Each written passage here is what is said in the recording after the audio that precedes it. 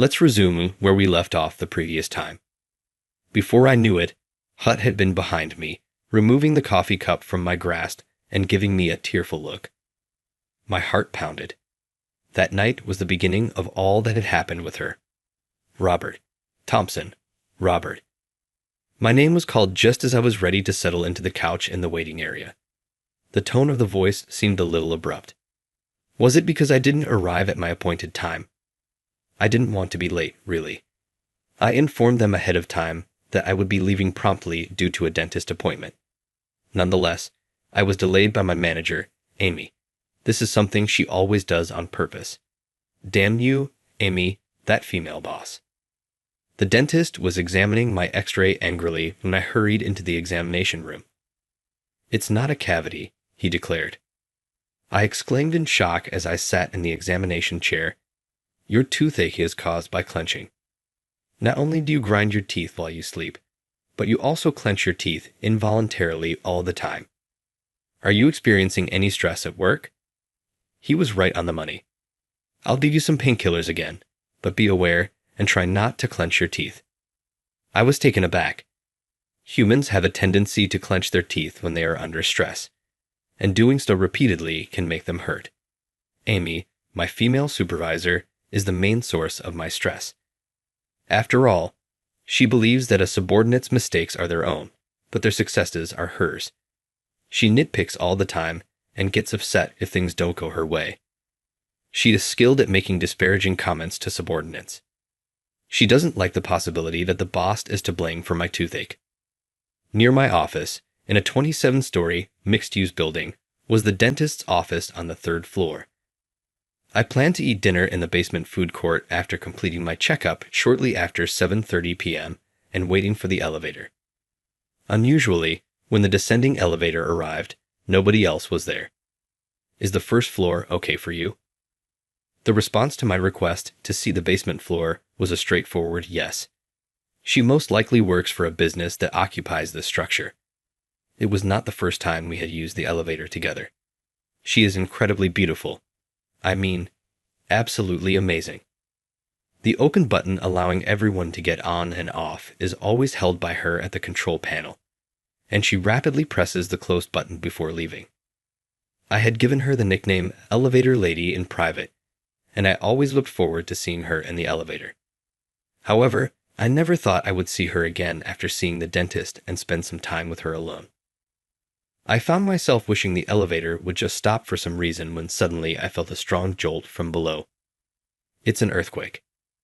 The elevator actually stopped. The lights went out and the emergency lights turned on at the same time. My right arm was suddenly yanked tight. She, in her shock, had grabbed onto my bicep with both her hands. I was frozen, unable to move, just standing there. It felt like a long time, but in reality, it was only a few seconds, maybe several. Then the elevator began moving again, stopping at the nearest floor, and the doors opened. "It's okay now. Let's get out." She quickly let go of my arm. Then, blushing, she said, "Oh, I'm sorry," and gave a nod. We both exited the elevator side by side. She nodded again and began to walk away. "Excuse me," before I could think, I had called out to her. She stopped and looked back at me. I said, If you'd like, maybe we could grab a meal together." She looked puzzled and tilted her head. "You know, since we both got scared, but I guess that's a bit forward, isn't it?" I felt like I was about to burst into flames. I've never tried picking up anyone before. "Do you think the restaurants are still open after that quake?" And so we headed to the underground food court. The places were still operating as usual. Wanting to impress, I chose an upscale-looking sushi restaurant. "I'm sorry about earlier," Hut said. "For what?" "For grabbing onto your arm." "Don't worry about it.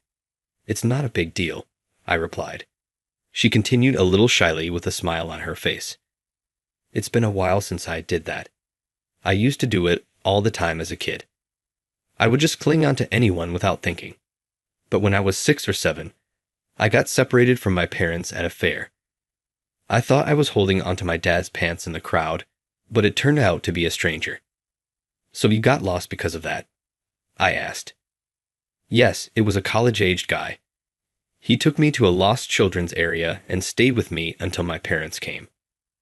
I clung to his arm the whole time. I started to say, "You must have been." But I caught my words, hinting that she must have been adorable.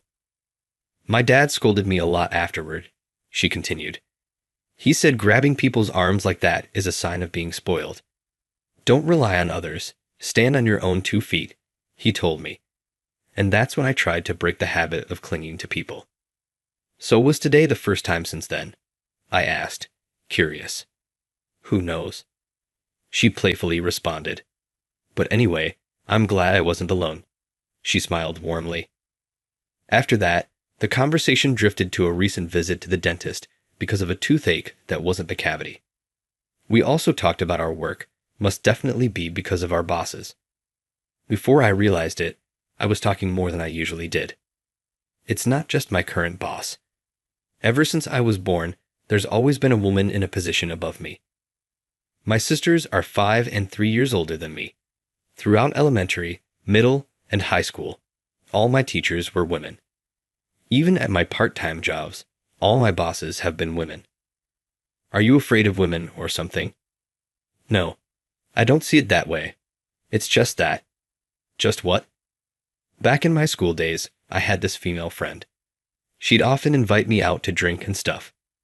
I'd get my hopes up, thinking something might happen, but in the end, she'd say something like, "You are just a safe bet to me." She listened to my light-hearted story with a smile on her face. Every once in a while, she'd brush her hair behind her ear with her right hand. I noticed a small mole on the back of her hand, right around where the base of her thumb is. Are you sure you're okay with it? She had suggested splitting the bill, but I declined, saying, I was the one who invited you. We had forgotten to even exchange names. I couldn't tell her that I'd seen her around before. Thank you so much for today and for treating me to dinner. No problem. Thank you too. She walked toward the train station, looking back at me and waving 2 or 3 times. Each time, I wanted to call out to her. I wanted to stop her and exchange contact details, but I thought maybe I'd be bothering her or she might reject me. With those thoughts, I couldn't muster the courage to speak up. Waving back was all I could manage. Anyway, I'll see her again in the elevator like always. I reassured myself internally. As I watched her leave, I realized I was clenching my teeth. Simultaneously, the words of my dentist echoed in my mind. Be conscious not to clench your teeth. From then on, with a strong desire to meet her again, I'd find reasons to slip out of work and head to that building next to our office. But for some reason, I never bumped into her in the elevator again. Then one day, "Hey, Robert." While I was working on an urgent task at my desk, I was called by the laid-back voice of Amy. When I reached her office, she handed me a notice of my job reassignment. You're being transferred to our subsidiary. Look, it's that underperforming company. Being sent to such a low-level company, I really feel for you. But maybe it's just right for someone like you. Anyway, use that little brain of yours and make sure the handover is smooth. My successor was a man from the department next to mine. Newly hired, mid-career, when the handover process began, he was quick to grasp things and had a pleasant demeanor. He was also fairly well received by our clients. My only concern was that he seemed a bit timid. 2 weeks later, I started at the subsidiary. The commute took about 20 minutes longer than before, but it was manageable. However, because I was unfamiliar with the train line, I barely made it on time that day. Panting, I rushed into the building's elevator. Our office was on the 7th floor. As I reached to press the elevator button for the 7th floor, I noticed the light for that floor was already lit. Going to the 7th floor, I was addressed by a woman standing in front of the control panel. I replied with a nod and looked up at her. What? Why? It was her, the woman from that night of the earthquake. It was a small building. Each floor was occupied by just one company. I've been working for the company on this floor for about a month now. Oh, really? Are you Robert by any chance? Yes. I had heard someone was being sent here from the parent company. I finally understood the situation from what she said. For a moment, I was taken aback. Could such a coincidence really happen? I'm Emily, the head of Sales Division 1, Team 3 at your new assignment. Unbelievable. She was my new boss. I later found out that the company I was transferred to had business dealings with the company she had worked for until a month ago. Her previous company was a small one, just a tad bigger than a sole proprietorship. The owner of that company had gotten old and decided to shut it down, so my new company recognized her talents and recruited her. After the elevator reached the 7th floor, she pressed the close button and motioned for me to exit first. Feeling a bit embarrassed, I caught her giving me a warm smile. Thus began my new chapter in life, but our relationship remained strictly professional. Then one day, she uncharacteristically raised her voice on the phone, saying things like, "That's why it's impossible. At the very least, you need to go through a charter before handing up." I approached her with some documents I needed to submit and asked, "Is everything okay?" "No, it's nothing major. I'm sorry for raising my voice." She was clearly flustered. I was curious, but I didn't press for the details and left her office. At that moment, my phone buzzed in my pocket. It was a call from a colleague in my old department. I stepped out into the hallway to answer. "Yes, this is Rob." Hey, we've got a situation here." Despite saying it was serious, that voice sounded oddly amused. "Weren't you having a phone dispute over there just now?" Yeah, kind of. The bee called that guy Jack. He up and quit the company. Jack was my successor, and I was concerned about his timid nature. So the boss lady is fuming, yelling, "What's going on? How can he be so irresponsible? Doesn't anyone know? Guess it's your fault, huh?" It was the first I'd heard that Jack had become the boss's target. He took over right from me. I genuinely felt bad for him, but as I was wondering why the boss had called in the first place, my former colleague explained. "Since he left so suddenly, we don't have anyone to fill this spot. They tried to bring you back here for the time being, but you turned them down flat. Amy is steaming mad right now." It all clicked, and I went back into the room. Our eyes met. I felt the need to thank her and gave a nod of appreciation. It didn't take me long to adjust to the new workplace, perhaps due to the absence of the previous stressors. Even my toothaches ceased to bother me. Most importantly, work became fun. Of course, seeing Emily at work was a highlight, and she truly was a catch. Always efficient at her job and providing clear instructions to us, her subordinates. Yet, she never acted arrogant, a stark contrast to that bossy lady back at my old place. The vulnerable image I had of her from that night of the earthquake was nowhere to be found. My secret feelings for her only grew, but I thought they were just unattainable dreams. However, oh my, wallet.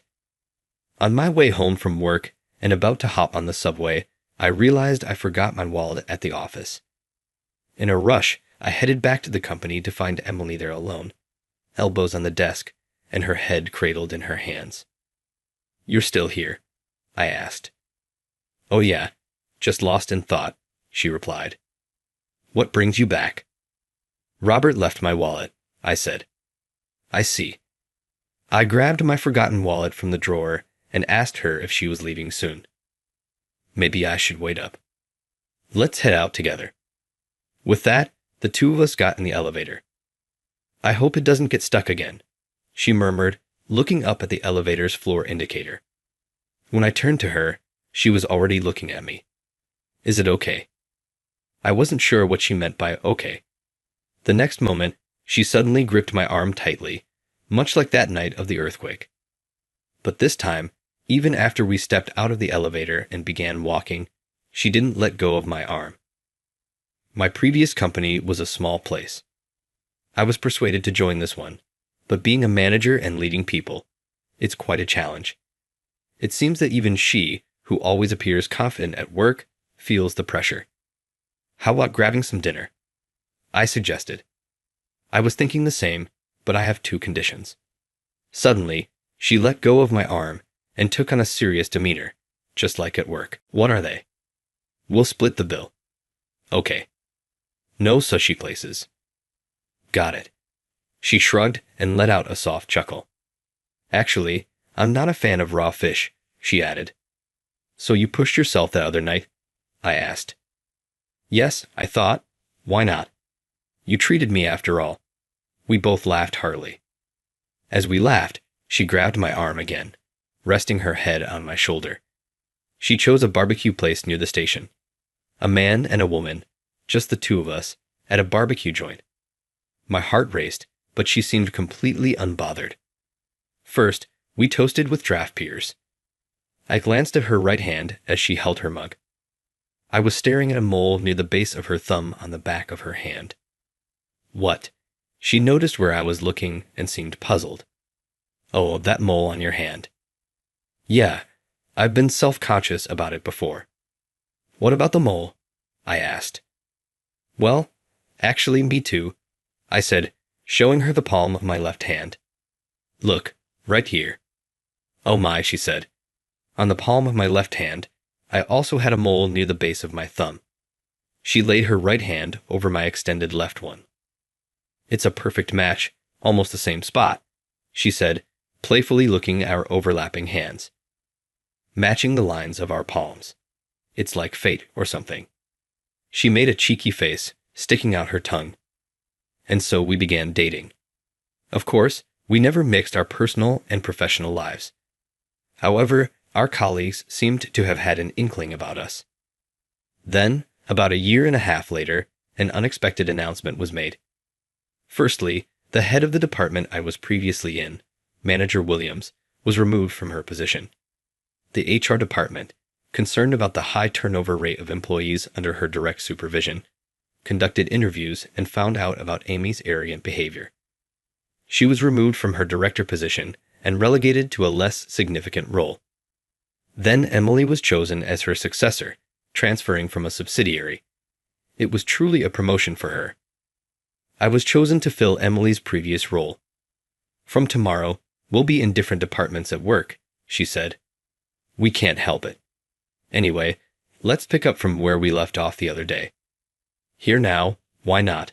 She smiled mischievously. I couldn't suppress the bubbling feelings anymore. Once she sets her mind on something, she won't listen. She took the coffee cup from my hand. I extended my now empty left hand towards her.